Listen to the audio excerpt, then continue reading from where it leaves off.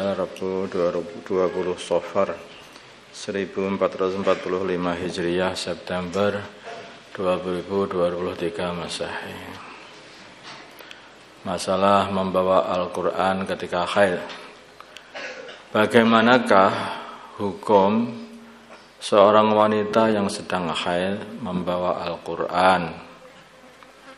Jawab, secara umum membawa Al-Quran bagi wanita haid hukumnya haram, kecuali jika ia membawanya beserta barang lain, seperti membawa rehal, maka hukumnya boleh dengan syarat tidak dilihat membawa Al-Qurannya, tapi yang dibawa rehalnya. Ada tambahan, termasuk yang diharamkan bagi wanita haid juga adalah membalik halaman Al-Quran menggunakan jari walaupun dilapisi kain. Adapun kalau membaliknya dengan semacam kayu, penggaris atau apa, maka hukumnya adalah boleh.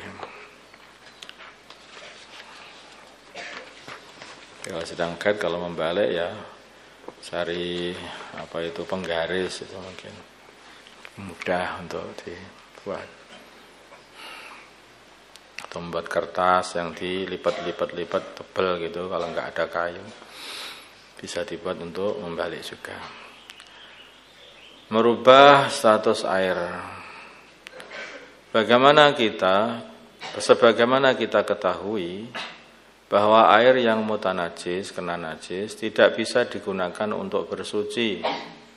Dan di antara ciri-ciri air itu mutanajis dapat diketahui dari perubahan sifatnya, yaitu baunya, warna, dan rasanya berubah. Akan tetapi karena kemajuan zaman sekarang, air yang asalnya mutanajis, yaitu sudah berubah tadi, bisa diproses sehingga hilang ketiga sifat di atas. Jadi seperti air yang masih baru lagi itu, awalnya sudah kena najis dan sudah berubah bau, warna, dan rasanya. Terus pertanyaannya, bagaimanakah hukum air mutanajis yang diproses sehingga hilang bau, rasa, dan warna yang terhasilkan dari najis tersebut? Bau, rasa, dan warna yang terhasilkan dari najis tersebut. Jawabnya, airnya adalah dihukumi suci, mensucikan dengan dua syarat. Jumlah airnya mencapai 2 kullah, yaitu kurang lebih 217 liter atau lebih. Kalau lebih baik lagi. Terus perubahan bau, warna, dan rasa yang terhasilkan dari najis itu memang benar-benar sudah hilang.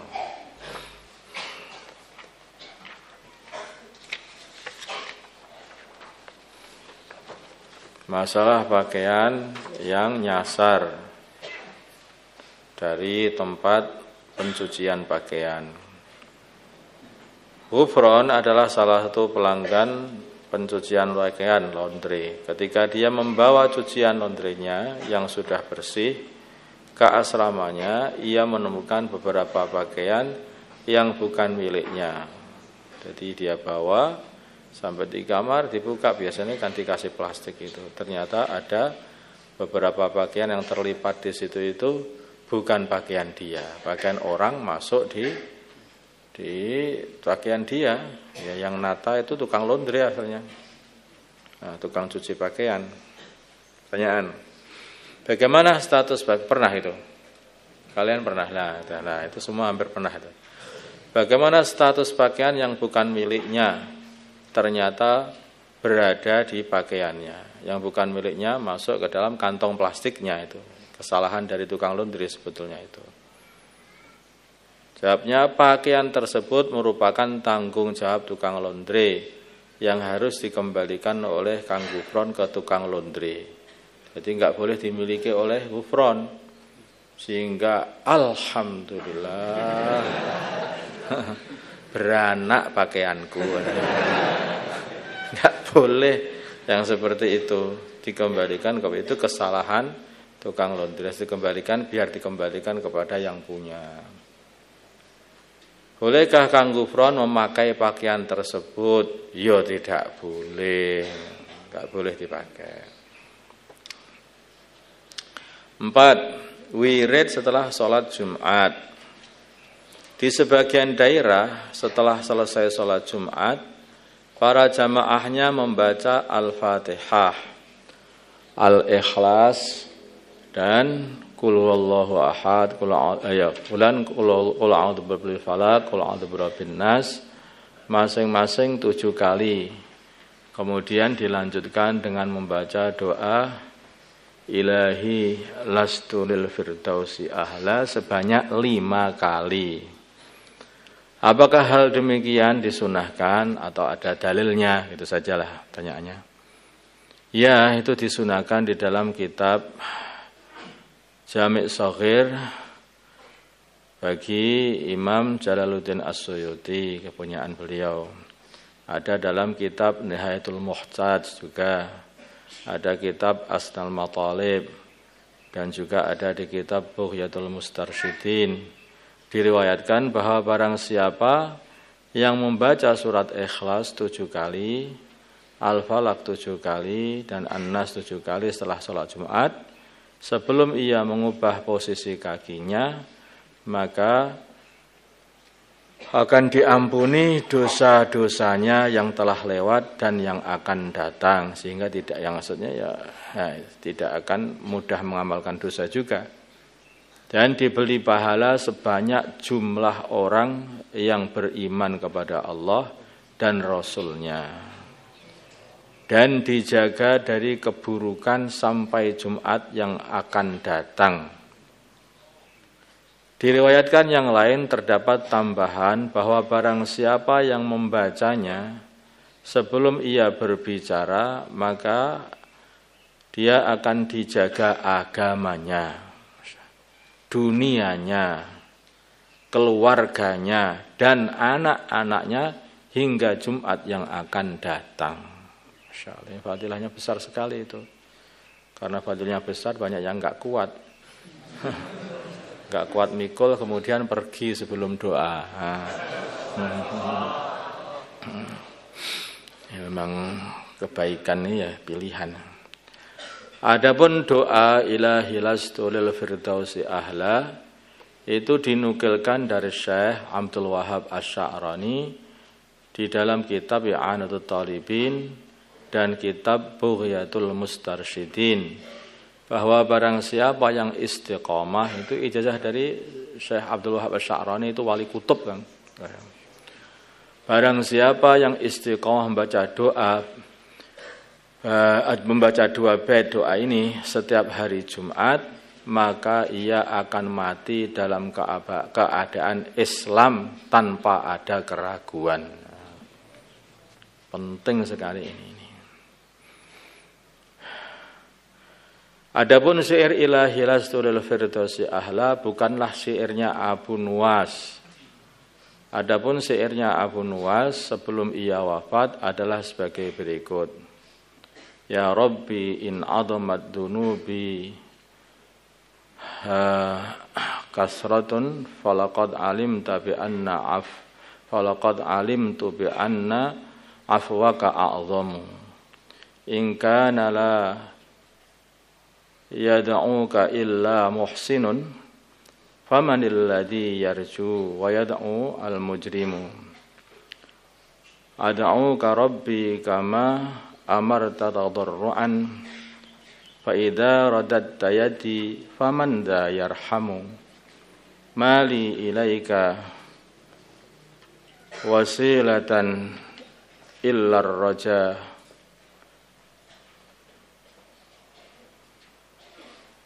mali ilaika wasilatun illa ar-raja wa jamilu afwika thumma anni muslimu.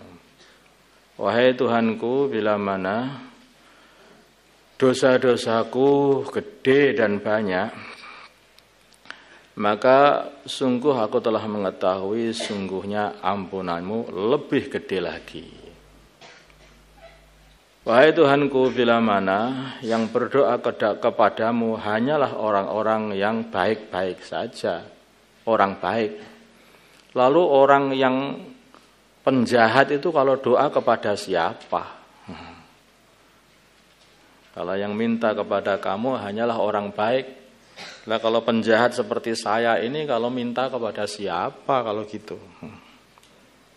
Aku berdoa kepadamu wahai Tuhanku seperti halnya engkau telah memerintahkan kepada aku untuk berdoa dengan deple, dengan merendahkan diri. Bila mana engkau tolak doaku, lalu siapa yang akan mengasihani aku, katanya. Aku tidak punya apa-apa sebagai perantara untuk dapat engkau terima doaku, kecuali hanyalah harapan dan indahnya pengampunanmu. Kemudian harapkan itu adalah aku ini orang Islam ya Allah, katanya. Itu saja. Itu kata-kata Abu Nuwas sebelum wafat. Gara-gara inilah ketika Syafi'i melihat kata-katanya Abu Nuwas ini, awalnya nggak mau ngimami, nggak mau nyolatkan jenazah Abu Nuwas, orang nakal Abu Nuwas tuh. Tapi ternyata tobatnya itu luar biasa, langsung diimami oleh Imam Syafi'i. Jadi Ilahi Lastul Firdaus itu tidak ada hubungannya dengan bednya Abu Nuwas. Itu bukan bednya Abu Nuwas, itu bed itu adalah dari Qutbul Aqtab Syekh yaitu Abdul Wahab Asy-Sya'rani. Paham tak? Itu beda lagi fikir Abu Nuwas. Yang atas tadi itu doanya Qutbul Aqtab Syekh yaitu Abdul Wahab Asy-Sya'rani.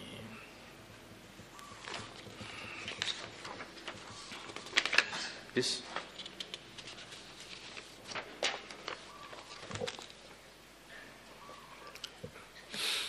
Allahumma salli ala sayyidina Muhammad wa ala sayyidina Muhammad wa salli ala sayyidina Ibrahim wa ala sayyidina Ibrahim wa barik ala sayyidina Muhammad wa ala sayyidina Muhammad wa barik ala sayyidina Ibrahim. اللهم ارحم ولد سيدنا محمد اللهم اغفر لولد سيدنا محمد اللهم اصلح ولد سيدنا محمد الف بين قلوبهم ولد سيدنا محمد اللهم انصر ولد سيدنا محمد اللهم اعز فيهم سلطانا نصيرا صلى الله على سيدنا محمد النبي الامي وعلى اله وصحبه وسلم والحمد لله رب العالمين.